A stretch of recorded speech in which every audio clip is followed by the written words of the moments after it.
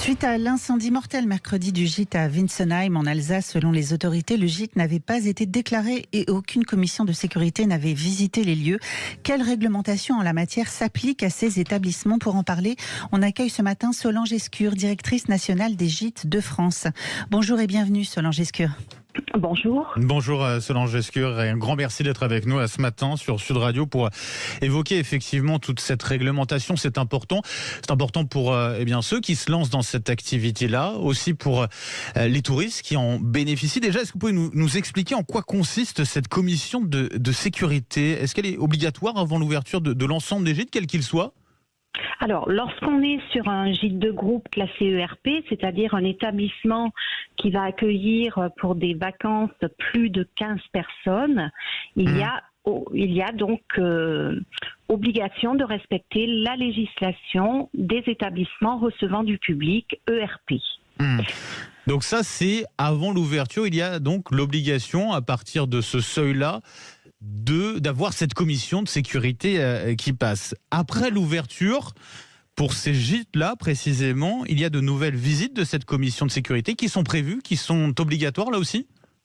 Alors, pour un établissement recevant du public, il y a plus que la commission de sécurité, puisque chaque établissement qui reçoit du public, et donc un gîte de groupe classé ERP, va avoir un registre de sécurité avec une visite annuelle d'une société habilitée pour vérifier l'installation électrique, pour vérifier les équipements de sécurité. Et donc, la commission de sécurité qui revient tous les 3 ou 5 ans en fonction du type de RP, va vérifier tous ces éléments. Donc oui, il y a des contrôles et des suivis de ce type d'établissement ERP. Donc il y a un contrôle véritablement très, très régulier, c'est ce que vous nous dites. Qui compose en général, pour revenir à cette commission de sécurité, qui la compose? Elle est composée d'une ou de plusieurs personnes? Elle est composée de plusieurs personnes. Il y a un représentant du préfet, un officier des sapeurs-pompiers, une personne de la gendarmerie ou de la police, un élu de la commune ou de la ville.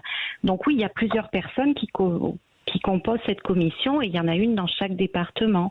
Et nos gîtes de groupe classés ERP ont reçu la visite de cette commission de sécurité. Et que va-t-elle contrôler très concrètement, cette commission? Qu'est-ce qu'elle va regarder en particulier de près?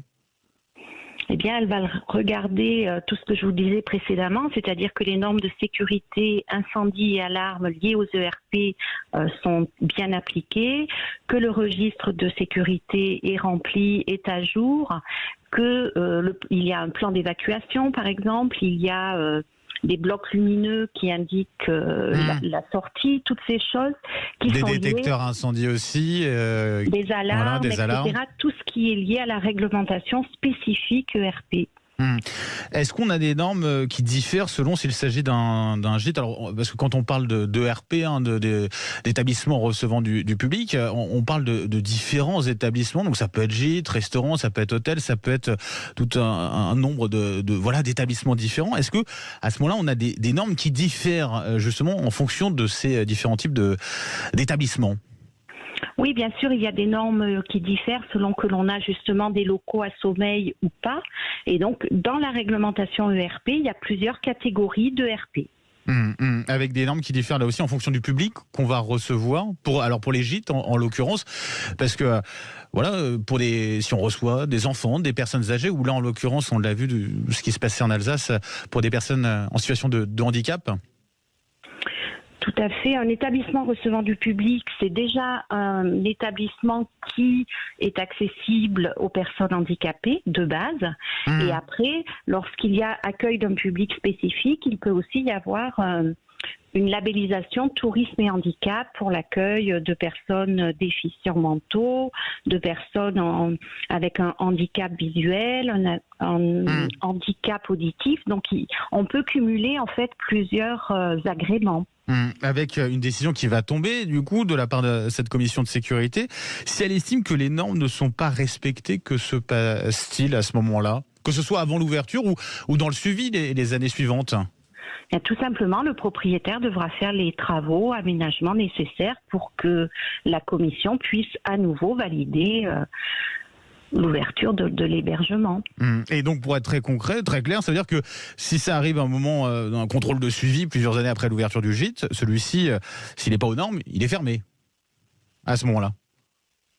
Alors ça, un membre de la commission de sécurité vous le direz, mais effectivement, tout dépend de la gravité, j'imagine, des normes qui ne seraient pas respectées. Mais oui, bien sûr. Pour bien comprendre, c'est le propriétaire du gîte qui va saisir cette commission ou c'est elle qui va venir puisque justement le gîte est enregistré. Comment ça se passe à ce niveau-là ? Alors, lorsque nous accompagnons un porteur de projet pour l'ouverture et la création d'un hébergement touristique et notamment un gîte de groupe ERP, effectivement, il va devoir faire une déclaration d'ouverture, une déclaration d'activité. Et donc une déclaration qui va arriver à la mairie, une déclaration de fin de travaux également, et c'est le maire qui va déclencher la visite de la commission de sécurité. Mais le propriétaire doit initier la démarche. C'est au propriétaire de l'initier. En ce qui concerne justement le gîte de Winsenheim, ce gîte n'avait pas été déclaré en mairie. Je précise, ce gîte ne fait pas partie de votre organisation. Dans ces cas-là, si justement ce gîte n'est pas déclaré, ça veut dire, si je vous suis bien, que eh bien à ce moment-là, il n'y a pas de commission de sécurité qui passe. C'est ce qui a été confirmé du côté du parquet. Il n'y a pas d'autorité qui s'occupe, dans ce cas-là, de traquer ces établissements recevant du public qui ne respecteraient pas la loi. Alors là, je ne peux pas vous répondre sur cet aspect des choses. Tout ce que je peux vous dire, c'est que nous, chez Gîtes de France, nous accompagnons les porteurs de projets et nos propriétaires pour qu'ils respectent la loi. Comment ça se passe justement ? Racontez-nous un petit peu au sein de votre organisation à ce niveau-là. C'est quelque chose que vous mettez, j'imagine, forcément, véritablement en avant. C'est la priorité, quoi. Bien sûr, ça fait partie de notre accompagnement et c'est la plus-value en fait de la marque. C'est que nos propriétaires sont accompagnés, aidés tout au long de la mise en place de leurs projets touristiques. Donc nous leur donnons toutes les informations pour qu'ils puissent faire leurs travaux, faire appel à un architecte pour la rénovation du bâtiment qui va justement respecter les normes ERP. Nous leur donnons toutes les informations pour qu'ils puissent faire la déclaration d'ouverture. Voilà, nous les accompagnons de A à Z. Oui, parce que c'est pas forcément évident quand on se lance et qu'on se lance dans une activité de gîte, justement d'avoir tout cela en tête. Ce sont des connaissances assez pointues, assez précises aussi à connaître et c'est ça l'avantage aussi de pouvoir bénéficier de ces conseils. Tout à fait, quel que soit le corps de métier, un architecte pour justement la conception du bâtiment, un professionnel du tourisme comme Gîtes de France pour avoir des conseils d'aménagement et également cet accompagnement permanent. Solange Escure, je rappelle, vous êtes directrice nationale de Gîtes de France. Un grand merci d'avoir été avec nous ce matin sur Sud Radio pour ces éclairages. Je vous souhaite une très belle journée.